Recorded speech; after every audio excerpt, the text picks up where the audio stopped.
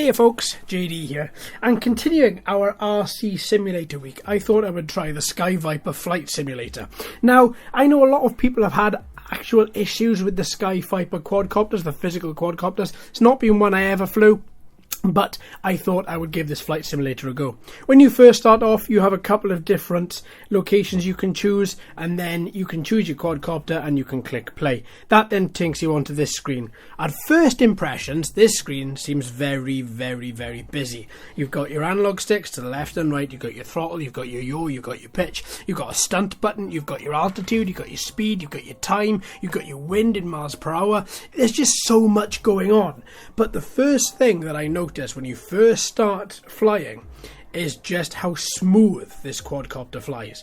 Now, the camera angle takes a little while to get used to, but you know what? I actually like it because it actually makes you... It reminds me a lot of actually flying a quadcopter, where the quadcopter, where you are still and just the quadcopter is moving.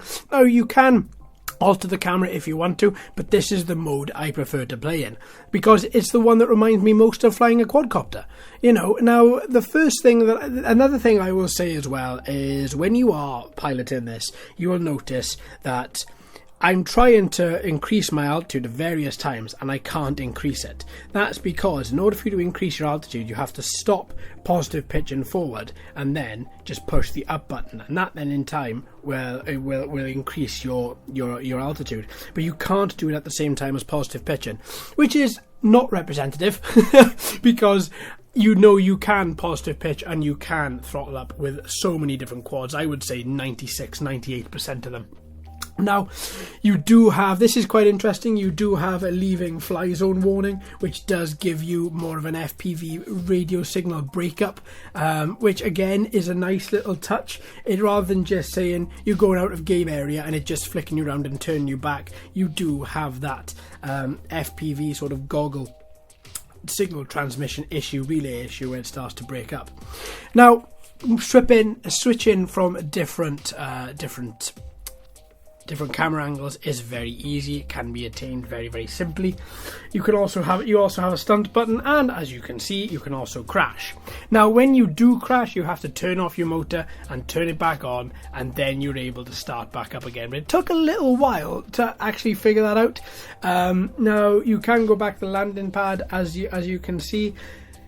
It's a little bit busy, it's a little bit fussy, but all in all, I think it works really well. And as you can see here, I'm increasing my altitude, which is giving me a nice amount of increase, and then I can positive pitch forward very soon, and I should then just be able to, there we are, fly at a bit of a higher altitude. I like it. It's very smooth. It gives you the nice line of sight angle, which I really prefer. It gives you an FPV angle. There we are. There's the line of sight angle again. I really like it. I think it's really good. I can't get over the fact that out of all the other ones I've tried this week, this is the one that really sticks in my mind and makes me think, yeah, do you know what? I'm really happy with what this is trying to do and how it actually does it.